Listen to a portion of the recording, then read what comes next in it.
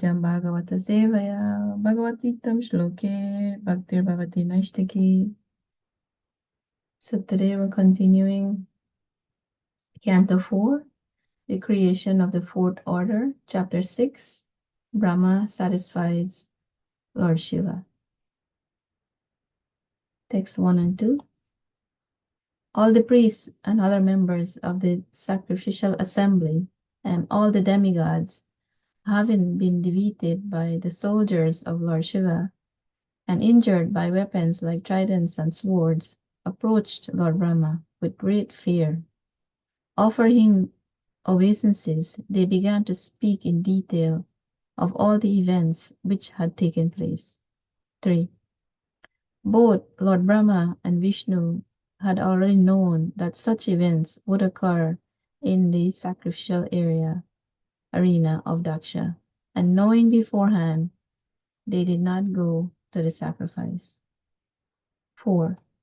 When Lord Brahma heard everything from the demigods and the members who had attended the sacrifice, he replied, "You cannot be happy in executing a sacrifice if you blaspheme a great personality and therefore offend his lotus feet. You cannot have happiness in that way." 5. You have excluded Lord Shiva from taking part in the sacrificial results, and therefore you are all offenders at his lotus feet. Still, if you go without mental reservations and surrender unto him and fall down at his lotus feet, he will be very pleased. 6. Lord Brahma also advised them that Lord Shiva is so powerful that by his anger all the planets and their chief controllers can be destroyed immediately. Also, he said that Lord Shiva was especially sorry because he had recently lost his dear wife and was also very much afflicted by the unkind words of Daksha. Under the circumstances, Lord Brahma suggested it would behoove them to go at once and beg his pardon. 7. Lord Brahma said that no one, not even himself, Indra, all the members assembled in the sacrificial arena, or all the sages could know how powerful Lord Shiva is.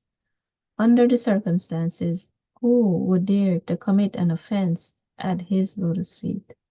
8. After thus instructing all the demigods, the Pitas, and the lords of the living entities, Lord Brahma took them with him and left for the abode of Lord Shiva, known as Kailasha Hill. 9. The abode known as Kailasha is full of different herbs and vegetables, and it is sanctified by the Vedic hymns and mystic yoga practice. Thus, the residents of that abode are demigods by birth and have all mystic powers.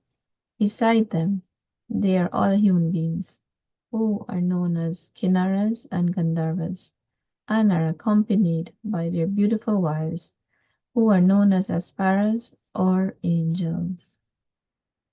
10. Kailash is full of mountains filled with all kinds of valuable jewels and minerals, and surrounded by all varieties of valuable trees and plants. The top of the hill is nicely decorated by various types of deer. 11.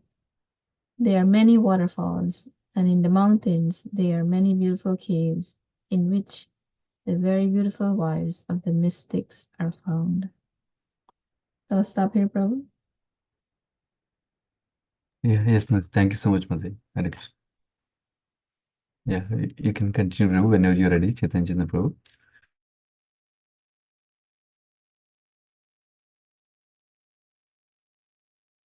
Hare Krishna, Rukmini Priya Mataji. Thank you for reading.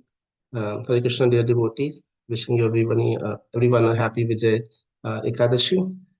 Thank you for taking your time today.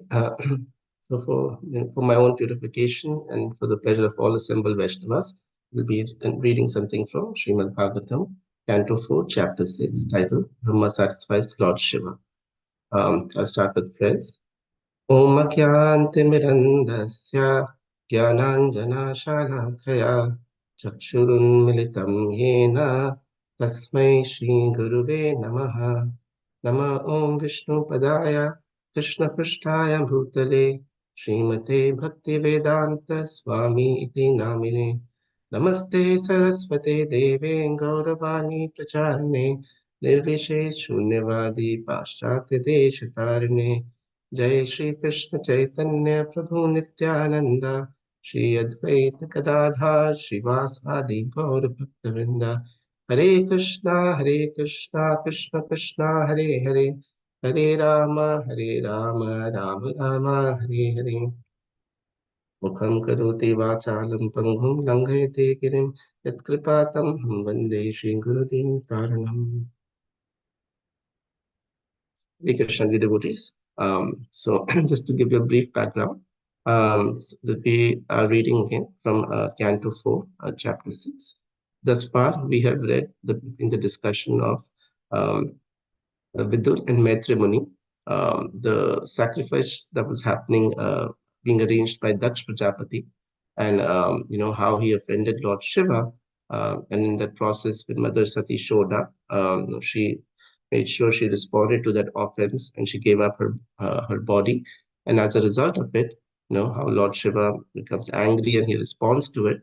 And in the discussion yesterday, we saw how Lord Shiva's followers, led by Veerabhadra, completely dismantled the sacrificial arena and made everybody run here and there in different places. Now, continuing that story, we see as a result of that, all the priests and other members of the sacrificial assembly and all the demigods, they, after being defeated by Lord Shiva's followers, they approached Lord Brahma and they offered obeisances and they took shelter from him. What we can learn from this is, even highly elevated souls, even in that society, whenever there's problems, there are issues that they deal with, oftentimes instead of responding to it directly based on their own sort of material or consciousness limited understanding, they would approach higher authorities or even like mentors and seek guidance from them. So even in this particular situation, we see how all the powerful and rishis who were performing this great yajna, they took shelter of Lord Brahma to understand, how best to approach and pacify this particular situation. In text 3, it's described wonderfully that, this sacrifice, it was very apparent even from the beginning that when the sacrifice was being arranged, that one exalted Vaishnava was being left out from the sacrifice, that is Lord Shiva. And as a result of it, Lord Vishnu and Lord Brahma, decided not to attend the sacrifice in order to not to partake of this offense. Krishnadas Prabhu wonderfully explained yesterday how even other personalities who were present at the sacrifice were punished because they were contributing to the offense just by their association. So they were guilty by association. So because Krishna or Lord Vishnu, he knows the future, the past, present, everything. He describes in Bhagavad Gita 7.26, Veda ham samatitani vartamani cha Arjuna. So he decided not to attend this sacrifice and not to partake in this offense to his devotee. Next, in text 4 and 5 is described how what Lord Brahma recommends to the party that has approached him to find out what the best solution should be to this particular situation. And he clearly states that you cannot be happy in executing a sacrifice if you blaspheme a great personality and the lotus feet, and thereby offend his lotus feet. You cannot have happiness in that way. In the next slok, he also describes that you have excluded Lord Shiva from taking part in the sacrificial results, and therefore you are all offenders at his lotus feet. Still, if you go without mental reservations and surrender unto him and fall down at his lotus feet, he will be very pleased. So these two particular shlokas, text 4 and 5, are very important. And we've seen this theme being repeated in Srimad Bhagavatam multiple times, but more specifically in this particular Leela. So I'd like to pause here and just kind of look at a few things from these two shlokas. The first thing Prabhupada mentions in a purport to text 4 is that the debt that was awarded to Daksha through Veerbhadra was very appropriate, because if Daksh was not there was no way for the law to stop his offensive mentality. If he was allowed to live on, he would continue to perform these sort of offenses again and again, and he would deteriorate in his consciousness. So as a result, in order to avoid that, the last resort was taken and his life was taken. It's described that according to Manu's law, Prabhupada describes that if a person murders somebody, the best punishment to that, based on the appropriate circumstance, is capital punishment. And as a result of it, that offense is completely then nullified, and the person, the living entity, can then start the next life with a better consciousness. The other point that's now described, and what I'd like to spend time on, is what the anatomy of Vaishnava Aparadha is.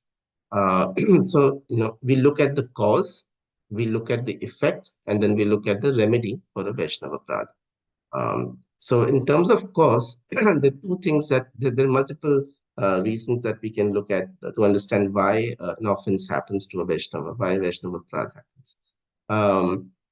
The first one that comes to my mind is envy. So oftentimes, we meet devotees, we interact with them in different community settings, and sometimes we come across the different attributes. Somebody is very good in decorating the altar, somebody is very good in cooking prasad, somebody is very good Caitanya, and so we meet people doing so many wonderful services, and often and most times, we're inspired by them to continue to improve our sadhana and to do our service better as well. But sometimes, if we're still afflicted by material consciousness, we may develop this envy towards them. But in one lecture, I had heard that the way we can escape from this analysis or this perception of developing a difference from another devotee is by understanding that when some devotee is doing some great service, if we have that consciousness to understand, oh, see how wonderfully Krishna's mercy is flowing through that personality. Somebody is singing such very nice kirtan, instead of feeling that, oh, maybe I'm not so good as him and he's better than me, instead of having that consciousness, if we can elevate our consciousness and understand, oh, just look how melodiously Krishna is giving this devotee this voice and this kirtan dhun, that he's able to sing it so wonderfully, and I can perceive that mercy of Krishna flowing through this devotee. So in that way, if we maintain that consciousness in our service, we will be able to uplift each other and grow together in Krishna consciousness. That is one cause of envy, one cause of Vaishnava Aparadha, that is envy, that we can deal with. Another cause of Vaishnava Aparadha that I can think of is avidya, or ignorance. So again, in this example of Daksh and Lord Shiva, when Daksh saw Lord Shiva and the way he described them or blasphemed him in the assembly in front of everybody, is based on a lot of his external features. So just because somebody did not stand up when another person entered the assembly, or just because somebody wears a deer skin, or just because somebody's, dhoti is not ironed well, or somebody has ashes on his body, that does not mean that he cannot be a great Vaishnava. It is said, Vaishnavera Kriya Mudra Bujhe na Bujhai. That means you cannot judge a Vaishnava just based on his external appearances. And practically speaking, I've seen that a lot in while preaching as well. Oftentimes, when during our college preaching, we used to preach to new students who used to come, and we used to realize that sometimes, we've been practicing for about a year to 2 years, and it's taken us time to advance in Krishna consciousness slowly. And a lot of times, the new devotees would come, and within 1 month, they would be chanting 16 rounds. And then we would realize that actually, that spiritually, that they're at much higher platform than we are in.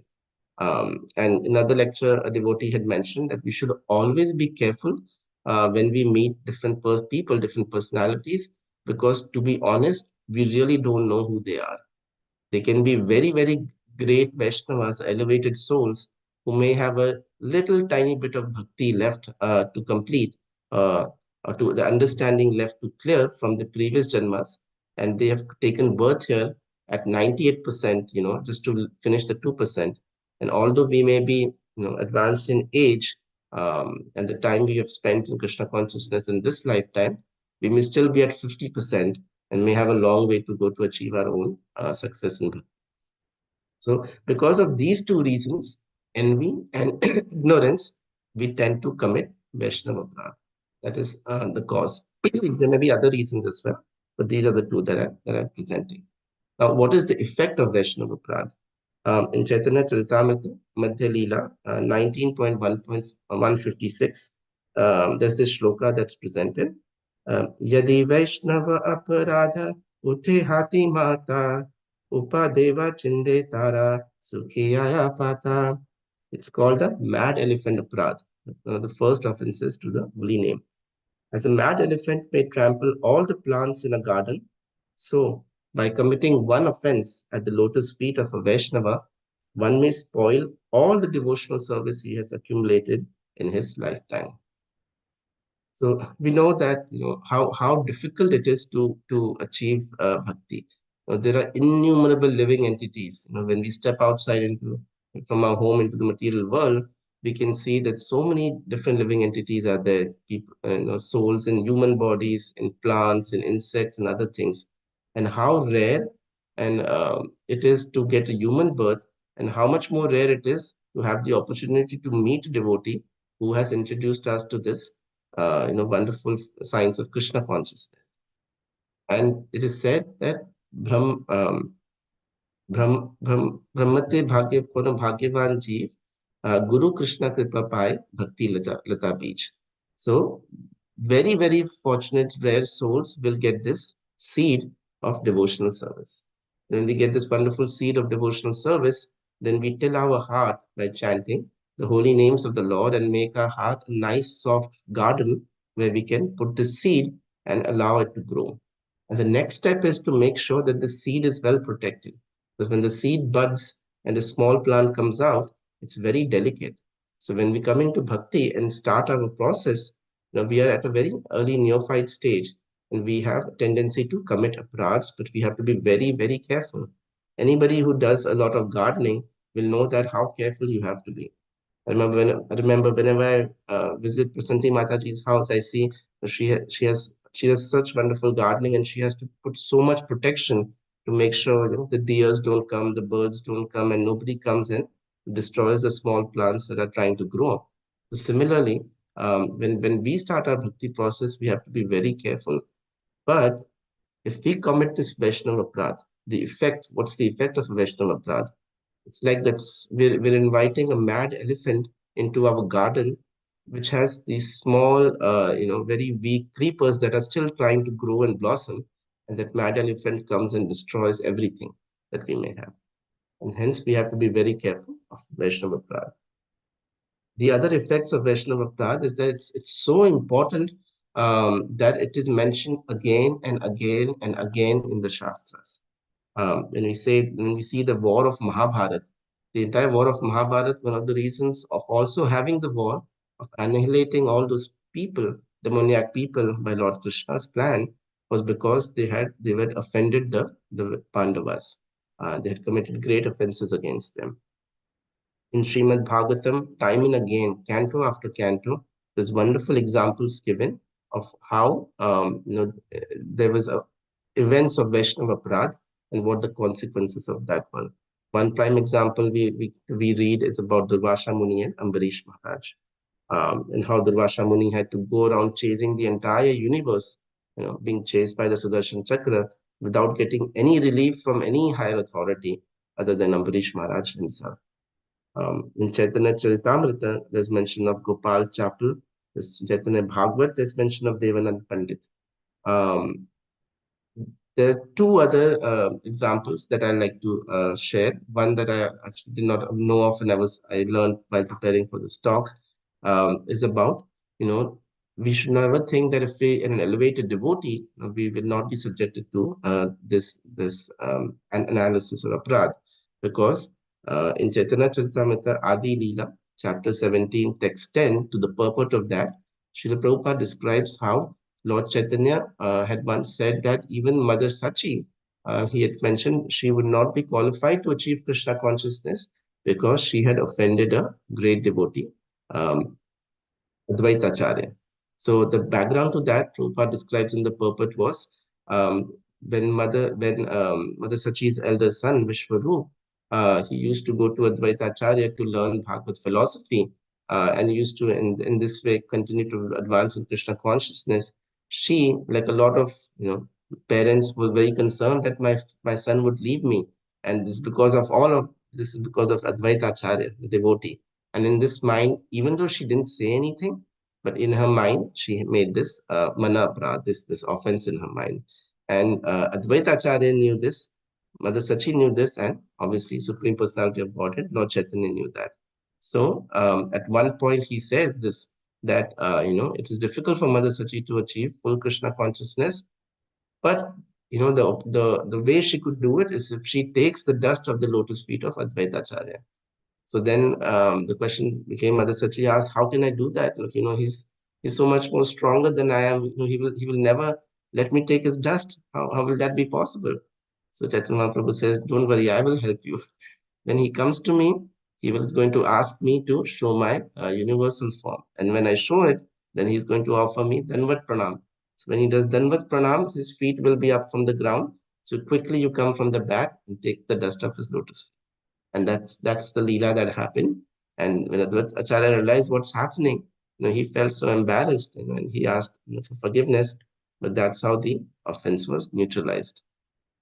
Another wonderful example of one of our great acharyas from our sampradaya, Srila Rupa Goswami. So, once upon a time when he was chanting, he was not enjoying that ecstasy that he's normally used to enjoy. What he had described, that when he chants, he feels like he should have 1,000 more, so many tongues and so many ears that he could taste the nectar of the holy name. But at this particular moment, he was not able to experience that. And for a lot of neophyte devotees, including myself, we get happiness and tears come from our eyes after we finish chanting 16 rounds. Oh, my 16 rounds are done now.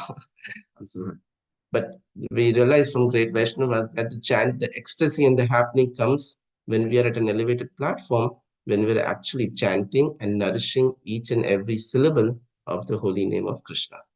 So when he was not experiencing this, Rupa Goswami, he realized that there must be something I've done some mistake I've made. So he approached a senior Vaishnava and he asked them, I don't understand what happened, what aparadha I've done, that I'm not able to, Krishna is not revealing himself in his name today. I'm not able to understand that. So as that the senior devotee mentioned to him that definitely there must have been a Vaishnava aparadha, So, but he says, I don't remember doing anything. I never thought of like this in my mind for anybody. But he said the only way to find out is, you have to invite all the Vaishnavas in the area for prasadam, to honor prasadam. And then the one who does not show up, we'll know. Because we know how Vaishnavas, talking about myself, we love to honor prasadam. And if we can say no to so many things, but if we said no to prasadam, means it's like matter is very serious. So, so in this particular event, all the Vaishnavas from that area arrived except one devotee. So when they found out who the devotee was, Rupa Goswami approached him, and he offered his obeisances and he asked for forgiveness, and he said, I'm sorry, but I'm not sure what happened. And then the Vaishnava shared his heart out, and he said, I'm lame, I cannot walk properly, and that particular on such and such day, I was walking and you had your eyes closed and you were laughing and smiling at me. And I felt so hurt that you're, ridiculing my external features. But then Rupa Goswami said, "Oh, I'm sorry, sir. This is not what I meant. I just would like to share with you what happened, so you could kindly forgive me, if that's okay." So Rupa Goswami then goes on to describe that on that particular day, when that crippled Vaishnava devotee was approaching him, Rupa Goswami was in trance. He was meditating he was doing Leela Smaran of Radha Krishna, and he described this wonderful Leela where Krishna knew that Radharani and the Sakhis were approaching the forest to collect flowers. And knowing that, he wanted to enjoy with them and have hasaras with them. So he quickly goes and climbs the tree. And what he does is that he puts his weight on the branch of the tree so the branch comes lower and the flower is easily accessible. So he knows that Radharani is going to go for this branch first. So as soon as the Sakhis and Radharani approach, Radharani goes and she holds the branch with one hand to try and pluck the flower. As soon as she holds the branch, Krishna immediately lifts the weight off and the branch goes up. And now Radharani is hanging in the air on the branch, and all the Sakhis are scrambling down to hold her and make sure she doesn't fall. And Krishna is laughing watching the scene. And Rupa Goswami, being a spectator of this wonderful Leela, he was laughing on that. But even with this, no, completely unknowingly, this was misinterpreted by the crippled Vaishnava, a devotee, to assume that he's laughing on his external feature, and he took offense. But then Rupa Goswami begs for his forgiveness, and that's the last part. That is the remedy of a Vaishnava Upradha, where if we do offend some devotee, we should very humbly approach them, even if it's not our mistake, and we should ask for forgiveness. And we should always say that, dear devotee, because you're so dear to Krishna, if you're not pleased with me, Krishna will not be pleased with me. So please tell me how I can rectify this and what I can do to, gain your favor again, so that Krishna is pleased with me. Obviously, we have to take guidance from our senior authorities, and this has to be done under appropriate situation circumstances, but that should be a general mood. So this was the brief discussion on Vaishnava Aparadha, and this is what the recommendation Lord Brahma is giving to all the assembled rishis and demigods, that what they should do to approach Lord Shiva. And then Lord Brahma also describes in text 6, describes the strength of Lord Shiva, that, we cannot imagine how strong Lord Shiva is. And we know in terms of Tattva, Lord Shiva is higher than Lord Brahma and has almost 84% of the qualities of the Supreme Personality of Godhead. But even despite having that, because he assumes contact with the material energy, he is still afflicted by sorrow for his wife, as well as the harsh words and kind words of Daksha. And that is why, under these circumstances, Lord Brahma suggested that we should go and offer our obeisances to him. In text 7, it is described that Lord Brahma, in the purport, Prabhupada says that in these situations, it is always important to go and surrender to the Supreme. That is what's being explained in this particular shloka. Oftentimes, when we go and offer surrender, if we see a lot of material people, when they go and offer surrender into holy places with different religious practices, our prayer usually has two components, where we pray to the Supreme Personality of Godhead, and we accept that we don't have the power to achieve certain things, and we are taking shelter of that higher power to achieve that certain things. However, what is to be done, the plan, we don't leave it up to the Supreme Person. We give our own plan to God. So oftentimes, people will pray that Krishna, I need your power, but the plan, I'm going to tell you what needs to be done. However, Prabhupada describes that when you surrender to a Supreme Person, then you surrender completely, where you say that I understand I'm not powerful. I need your power to achieve a higher consciousness. But also, I don't even know what is to be done, or what is right or wrong. So I also surrender. Please do whatever is best for me. In this particular way, we should be surrendering when we approach a higher authority. And then what I'll do is in text 8 to 11, actually from text 8 onwards for the next 14 shlokas, Prabhupada describes this. There's a wonderful description given of Lord Shiva's abode in the Kailash hill. And this how wonderfully the surroundings described. And from earlier Prabhupada's discussion, when Mother Sati was noticing all the different airplanes coming in the previous chapters, Prabhupada had mentioned that it does appear that Kailash hill is not on this earthly planet, but likely on a higher realm. And that's why the beauty of the Kailash is going to be described in the next 14 verses. So I'll probably leave that discussion for tomorrow and end our discussion here today. Thank you everybody for your association. Grantaraj Srimad Bhagavatam ki jai, Ananta Koti Vaishnavinda ki jai. Yeah. Thank you so much, Chaitanya Prabhu. Wonderful class. Hare Krishna Prabhu. Thank you very much, Prabhuji.